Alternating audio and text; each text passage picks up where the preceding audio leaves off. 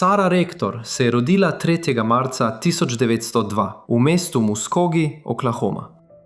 Njen oče je bil Joseph Rector, njena mati pa Roža McQueen. Imela je 5 bratov in sester in čeprav je prihajala iz skromnega okolja, ji je sreča popolnoma spremenila življenje. Da bi razumeli Sarino zgodbo, moramo najprej pogledati v preteklost njenih prednikov. Tako njeno materino babico kot očetovega pradetka so Muskogee Creek Indijanci zasužnjili. Leta 1866. Po državljanski vojni in ukinitvi suženjstva je ameriška vlada Sarine prednike razglasila za osvobojence. Zdaj pa so postali državljani plemen, ki so jih prej zasužnjevala. Leta 1887 je zvezna vlada uvedla Dawsov splošni zakon o razdelitvi zemljišč, s katerim so še več Indijancev oropali njihove zemlje. To je bilo zato, ker je vlada menila, da je vsa plemenska zemlja presežek, ki ga plemena ne potrebujejo. Zato so jo razdelili in brezplačno prenesli na bele naseljence. Leta 1898 je kongres sprejel Curtisov zakon, ki je spremenil Dawsov zakon. Ta nova zakonodaja je razdelila Oklahomo, ki je prehajala iz indijanskega ozemlja v status zvezne države. To je bil obvezen korak za oblikovanje nove zvezne države Oklahoma. Vendar pa je bila velika razlika v tem, da niso le belim naseljencem dodelili brezplačno zemljo iz nekdanjega indijanskega ozemlja, temveč so nerazporejena zemljišča prejela tudi plemena, ki so prebivala na tem območju. Kot potomka sužnjev iz plemena Creek in kasneje statusom osvobojenke je bila Sara, tako kot tudi 2 njena sorojenca, vsakemu dodeljena parcela zemlje. Sarahina parcela je obsegala približno 160 akrov. Ta razdelitev je potekala med letoma 1898 in 1906. Zaradi tega je bilo skoraj 1 milijon akrov zemlje v vzhodni Oklahomi dodeljenih kot zemljiški deleži otrokom iz naroda Creek. To je vključevalo približno 4400 temnopoltih otrok in tisoče mladoletnih pripadnikov skupine Muskogee Freedmen. Skupaj je Curtisov zakon plemenom odvzel približno 90 milijonov hektarjev zemlje. Poleg tega je z razdelitvijo tega presežnega zemljišča zvezna vlada članom plemen, kot je bila Sara, dodelila nezaželeno zemljo, ki je veljala za kamnito, z rodovitno prstjo in zato neprimerno za kmetovanje. Medtem so bile bolj dragocene rodovitne parcele zemlje rezervirane za bele naseljence. Vendar pa vlada ni predvidela, da se pod površjem velikega dela zemlje, ki je bila dodeljena mlajšim generacijam, skriva izjemno dragoceno fosilno gorivo. Zemljišče dodeljeno Sari Rector je bilo v Glenpoolu, približno 60 milj od njenega družinskega doma. Ko je odraščala, so bili ona in njena družina precej revni, njen oče pa si ni mogel privoščiti letnega davka na nepremičnine za zemljo, ki je bila dodeljena njegovim otrokom. $30, ki jih je moral Joseph Rector, Sarin oče, plačati za zemljo svoje hčere, je bilo breme. Zaradi tega je Joseph vložil peticijo na okrožno sodišče v Muscogeeju, da bi lahko prodal zemljo. Vendar pa je bila Sara še mladoletna, zato je bila ta prošnja zavrnjena. Moral je še naprej plačevati davek, kar je predstavljalo veliko breme za že tako revno družino. Februarja leta 1911 je Joseph dosegel dogovor s podjetjem Standard Oil in jim oddal Sarino zemljo v najem, kar ga je končno razbremenilo finančnih težav. 2 leti kasneje je B.B. Jones, neodvisni naftar, znan kot naftni milijonar, izvrtal vrtino na posestvu, ki je prinesla izdaten izbruh nafte.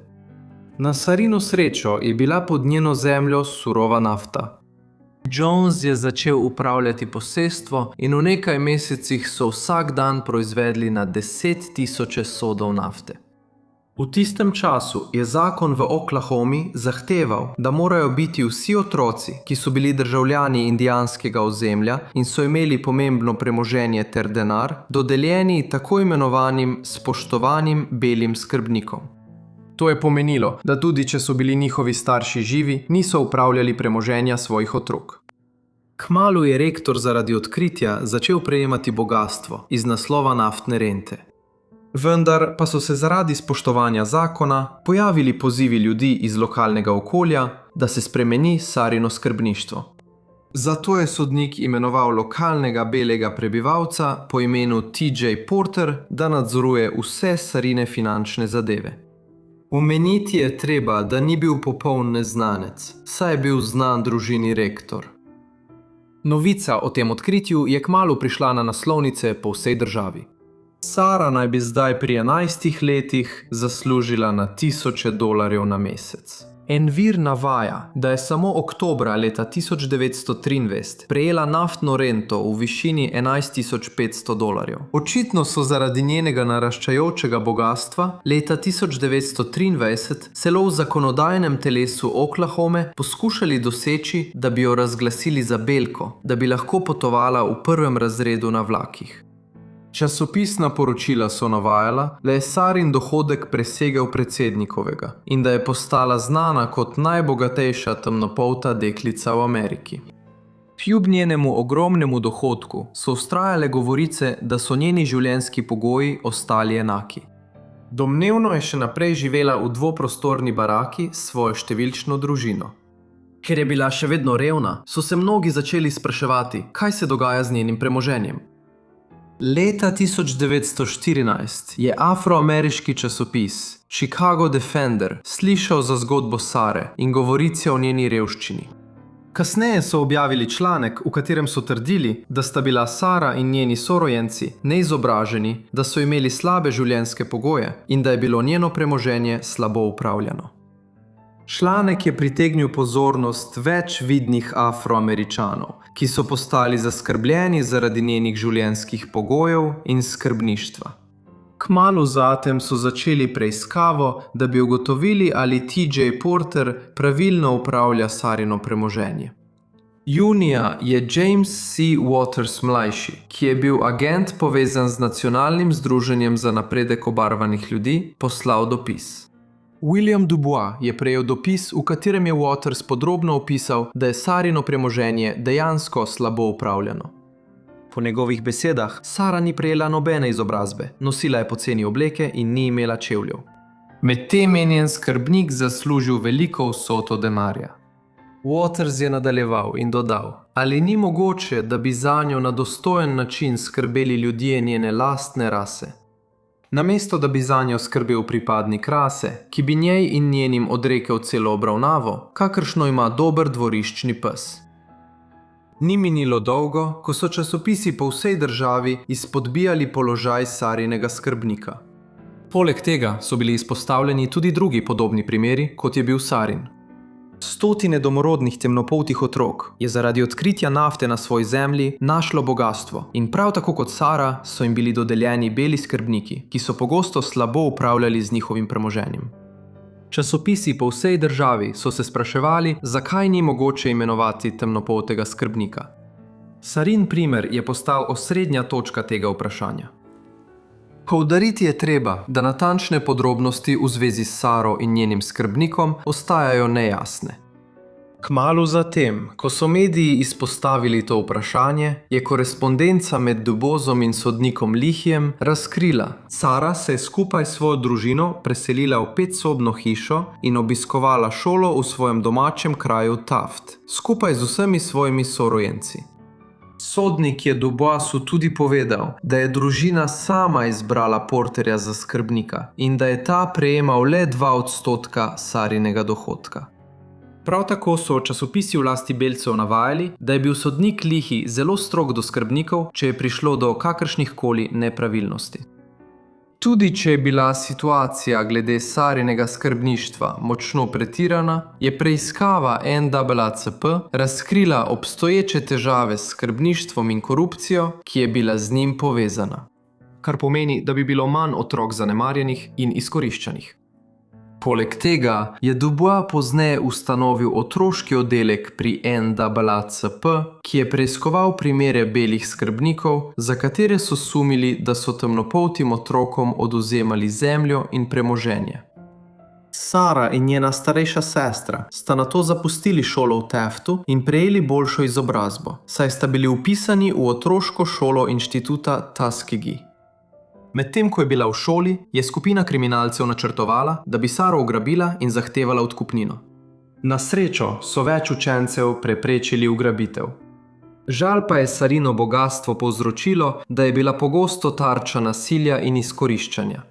To je morda eden od razlogov, zakaj se je v poznejšem življenju izogibala medijem.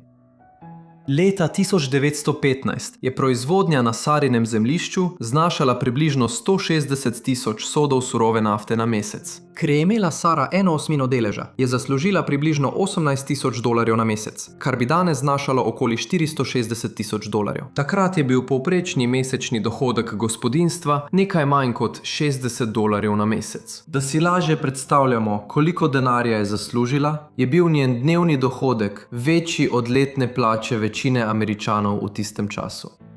Zaradi izjemne medijske pozornosti, ki jo je bila deležna njena zgodba, je Sara začela prejemati darila, prošnje za posojila in, kar je bilo najbolj opazno, predloge za poroko s precej starejšimi moškimi. Kljub temu, da je bila še vedno mlado najstniško dekle. Nedvomno so ti moški preprosto želeli nadzorovati njeno premoženje. Leta 1917 se je družina preselila v Kansas City, v Missouriju, in v nekaj letih so se preselili v čudovito opečnato vilo, znano kot Sarah Rector Mansion. Ko je bila Sara stara 18 let, je bila zlahka milijonarka. Imela je različna podjetja in premoženje, vključno z delnicami, penzionom in zemljišči. Sarina mati, ki jo je družina poznala kot Mama Rose, je skrbela za hčerine finance, dokler ni bila stara 20 let. Kmalu po selitvi v mesto je Sara spoznala lokalnega poslovneža, ki se je imenoval Kenneth Campbell. Par se je poročil leta 1920. Poroka je bila zelo zasebna, udeležili so se je le najbližji sorodniki. Par je imel 3 sinove in se kasneje ločil leta 1930. Do marca 1922 je bilo ocenjeno, da je Sarino premoženje presegalo $1 milijon, kar je danes približno 15,5 milijonov. Rektorjeva je uživala v svojem bogastvu in živela udobno življenje. Uživala je v lepih oblačilih, kar je pomenilo, da so nekatere trgovine z oblikovalskimi oblačili, ki so običajno sprejemale le belce, zaprle vrata za druge in dovolile nakupovati samo družini Rektor. Sara in njena mati sta prav tako uživali v razkošnih hitrih avtomobilih, kot so Cadillac, Lincoln in Rolls-Royce. Obe sta bili znani po tem, da sta dirkali po mestu, zaradi česar je Sara pogosto dobila veliko kazni za prehitro vožnjo. Sara je bila znana po razkošnem življenju, saj je v svojem domu prirejala velike zabave za vodilne člane afroameriške skupnosti v državi, kot so džezovski zvezdniki. Kljub temu naj bi živela mirno življenje v Kansas Cityju, saj je podrobnosti o njenem kasnejšem življenju težko izvedeti. Sara je izgubila veliko denarja po zlomu borze na Wall Streetu leta 1929. Še posebej zato, ker sta leto prej s svojim možem odprla prodajalno avtomobilov, ki je propadla. Po ločitvi se je Sara leta 1934 poročila z Williamom Crawfordom, lastnikom restauracije. Sara Rector je umrla 22. julija 1967, stara 65 let, zaradi možganske krvavitve. Pokopana naj je bila na pokopališču Taft, ki je bilo njeno rojstno mesto. Hvala vsem, ker ste si ogledali ta video o Sari Rector. Upam, da ste uživali. Če vam je bil video všeč, mi pustite všeček in komentar spodaj. Če ste novi, pa se naročite na kanal. Če imate kakršnekoli predloge, mi pošljite e-pošto, ki je v opisu, ali pa komentar spodaj. To je vse z moje strani, zato se vidimo v naslednjem Forgotten Life. Hvala.